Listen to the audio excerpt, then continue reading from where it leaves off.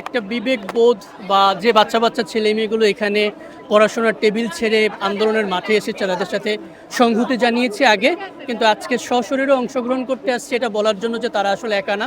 তারা যে দাবিগুলো নিয়ে আন্দোলন করছে ঠিক সে দাবিগুলো আমাদেরও দাবি। আমরা চাই সরকার সে দাবিগুলো মেনে নিক, বল প্রয়োগ না করুক, ছেলে মেয়েদের যে বিক্ষোভ যন্ত্রণা খুব আছে সেটা উপলব্ধি করার চেষ্টা করুক, চেষ্টা করে সমাধানের পথে আসুক। এই বিশ্ববিদ্যালয়টি হয়েছে আসলে 20 বছর। দেখা গেল যে আসলে আন্দোলনের তুলনায় আশ্বাস পেয়েছে কিন্তু ফলাফল কিন্তু সেভাবে তারা পায়নি। আজও যে ক্যাম্পাসে জগন্নাথ বিশ্ববিদ্যালয়ের কার্যক্রম পরিচালিত হচ্ছে সেই ক্যাম্পাসটা একটা ক্যাম্পাস না। দ্বিতীয় ক্যাম্পাসের কার্যক্রম বোধহয় বছর দশেক হয়েছে আমি শুরু হয়েছে, সেখানে একটি খাল কাটা ছাড়া কর্তৃপক্ষ আর কোনো দৃশ্যমান অগ্রগতি করতে পারেনি। সেই তুলনায় বাংলাদেশের অন্যান্য বিশ্ববিদ্যালয়ে, যদি ঢাকা বিশ্ববিদ্যালয়ের কথা আমি বলি তাহলে কিন্তু অনেক ভবন উঠে গেছে, অনেক উন্নয়ন হয়েছে। তাহলে জগন্নাথ অনেকভাবে বঞ্চিত হচ্ছে।